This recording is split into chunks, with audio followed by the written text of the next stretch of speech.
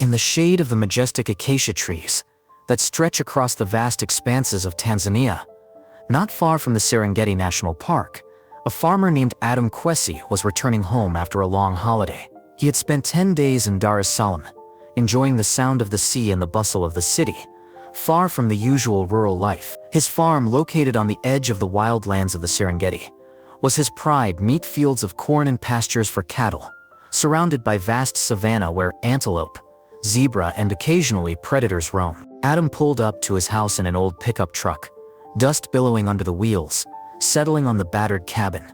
At the edge of a field overgrown with dry grass stood his trusty digger, covered in a crust of dried mud. The machine had been silent for over a week, its rusty frame a part of the landscape, a lonely sentinel against the sun-baked earth. Adam, a strong man with calloused hands, wiped the sweat from his brow and decided it was time to get to work. He needed to dig a long trench for a new fence to protect his cattle from the leopards and lions that often wandered too close. The morning sun was already blazing down mercilessly, and the air was shimmering with heat. Adam started the excavator, and the roar of the engine echoed across the savanna, drowning out the distant cries of birds. He began to dig, concentrating on the levers, his eyes glued to the ground, where the bucket was lifting layer after layer of dry, cracked soil. The trench grew, and the piles of earth at its edges grew higher and higher. Silence reigned all around. Only the wind rustled in the tall grass, and the engine hummed monotonously. Adam, immersed in his work, thought only about how to quickly finish and return to his wife Layla and 2 daughters, who were waiting for him in the house. But this seemingly ordinary day became the beginning of an extraordinary story. In the middle of the trench, when the excavator bucket bit into another layer of earth, Adam heard a strange sound, a weak, hoarse groan coming from the depths of the pit. He immediately turned off the engine. His heart began to beat fast. He listened, trying to understand if his hearing was deceiving him. The sound was repeated. It was not a mechanical noise, but something alive, full of pain. Adam jumped off the seat and carefully approached the edge of the trench, squinting in the bright sun. In the dusty depths, among the clods of earth, he noticed a shadow. Looking closely, he froze. There, at the bottom, lay a lion. His once majestic mane was matted and dirty. His body was exhausted to the bone. The golden fur had faded, covered in a layer of dust, and his ribs were so sharply visible that it seemed as if the skin was about to burst. The lion was breathing weakly, his paws barely moving, scratching the dry. His eyes, once burning with fire, were half closed, and each breath was accompanied by a quiet groan. Adam felt his heart clench with pity. He realized that the lion had probably fallen into the half-dug trench he had left before his vacation, and had spent days there without food or water. A feeling of guilt washed over him. If he hadn't left, if he had finished the job earlier, this might not have happened. Without wasting any time, he pulled out his old mobile phone and dialed the Serengeti Rangers. His voice shook as he explained the situation, describing the pitiful state of the lion. "We'll be there in 20 minutes, the voice on the other end of the line answered. "Don't go near it. It's still a wild animal."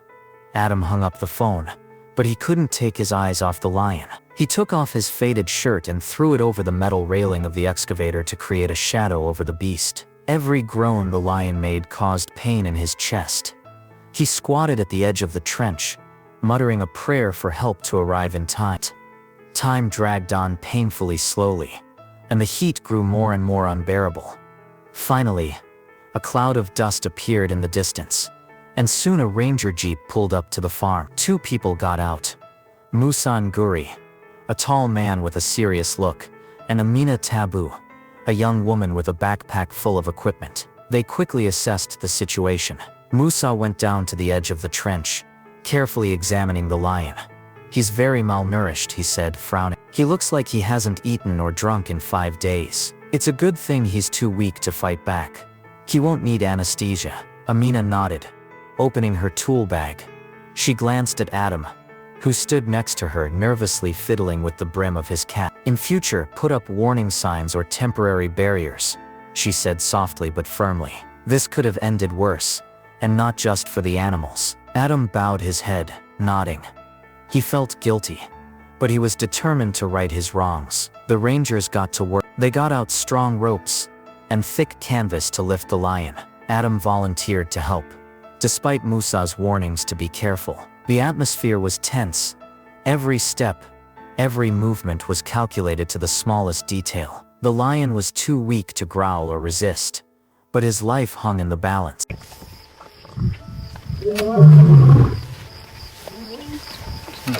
Musa secured the rope around his front legs, Amina around his back legs.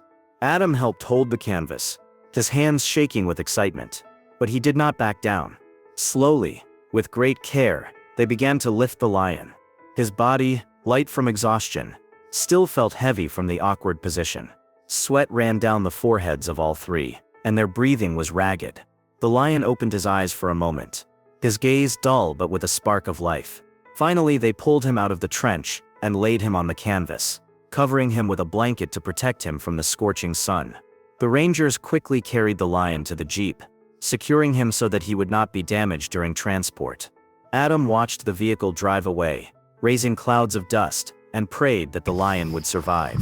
His heart was still pounding, but a glimmer of hope lit in his soul. The lion was taken to the veterinary center on the outskirts of the Serengeti. There, a team of doctors led by Dr. Kurem Sadi was already waiting for him. Under the bright lights of the operating room, they examined him. The lion was in critical condition: severe dehydration, extreme exhaustion, a weakened pulse. The doctors immediately connected an IV, introducing fluids and nutrients. Every rustle in the room seemed deafening, and the silence between the lion's breaths was unbearable. The first day was the hardest. The lion lay motionless, his chest barely rising. Adam called every evening, his voice trembling when he asked about the animal's condition. Musa and Amina, who often visited the center, reassured him, but they themselves were not sure of the outcome. On the second day, the lion's breathing became a little more even. The trembling in his paws subsided. By the third day, he was able to lift his head and drink some water.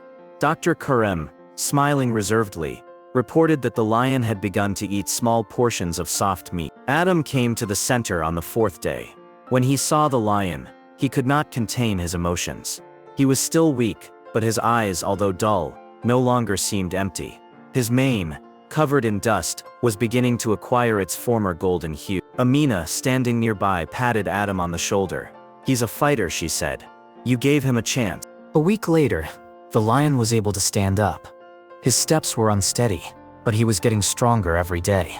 The doctors brought him fresh meat and monitored his recovery, recording every change. Adam, Musa, and Amina became frequent visitors to the center, united by a common goal to see the lion come back to life.